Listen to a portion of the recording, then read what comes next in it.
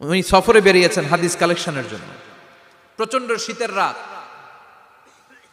উনি মাগরিবের নামাজ, এশারের নামাজ পড়ে একটা মসজিদে শুয়ে পড়লেন, আর শুয়ে শুয়ে হাদিস পড়তেছেন। কি পড়তেছেন? কথা বলেন। আর মনে মনে ভাবলেন রাতটা মসজিদে কাটায় দেই, ফজরের নামাজ পড়ে আবার বেরোবো।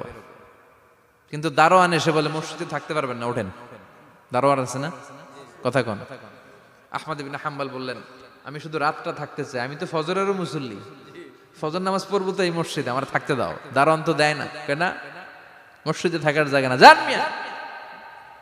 উনি যে আহমদ ইবনে হাম্বল এটা চিনে নাই, থাকতে দেয় না। কি করবে এখন? উনি কাঁথা গুছিয়ে হাদিসের কিতাব নিয়ে কাঁধের মধ্যে ব্যাগ নিয়ে মসজিদ থেকে বেরোয় গেলেন। কি আর করবেন, প্রচন্ড শীত, আর কাঁপতেছেন, বুড়ো মানুষ।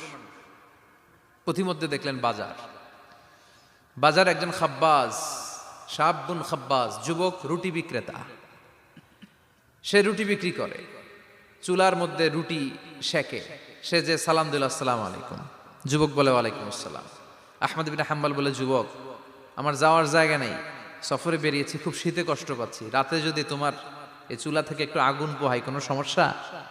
যুবক বলে না না সমস্যা না, আহলান ওয়া সাহলান, খোশ আমদেদ, আসেন আসেন, আপনি আগুন পোহাইলে আমার সমস্যা কি? সুবহানাল্লাহ পড়েন।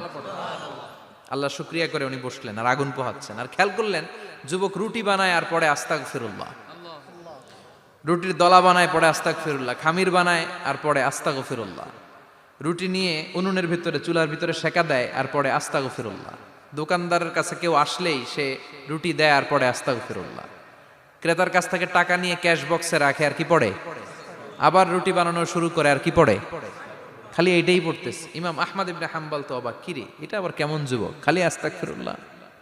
উনি প্রশ্ন করলেন যুবক ঘটনা কি? আসার পর থেকেই তোমার দেখতেছি তুমি রুটি বানাও, রুটি বিক্রি করো আর পড়ো আস্তাগফিরুল্লাহ, মালাকা ইয়া শাবাব।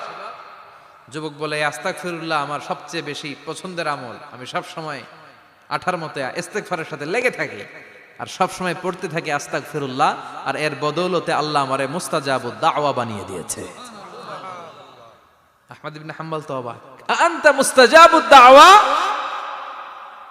তুমি মুস্তাজাবুদ দাওয়া, রুটিওয়ালা। আমি এত বছর হাদিস পড়াই, আমিও তো মুস্তাজাবুদ দাওয়া না, আর তুমি রুটি বেচো বাজারে, তুমি মুস্তাজাবুদ দাওয়া, তুমি দোয়া করলেই সব কবুল হয়ে যায়। যুবক বলে না আনা মুস্তাজাবুদ দাওয়া, আমি আমার জীবনে যত দোয়া করেছি কবুল করে নিয়েছে কে? সব দোয়া কবুল করে নিয়েছে আল্লাহ, একটা দোয়া ছাড়া। কয়টা? আহমদ ইবনে হাম্বল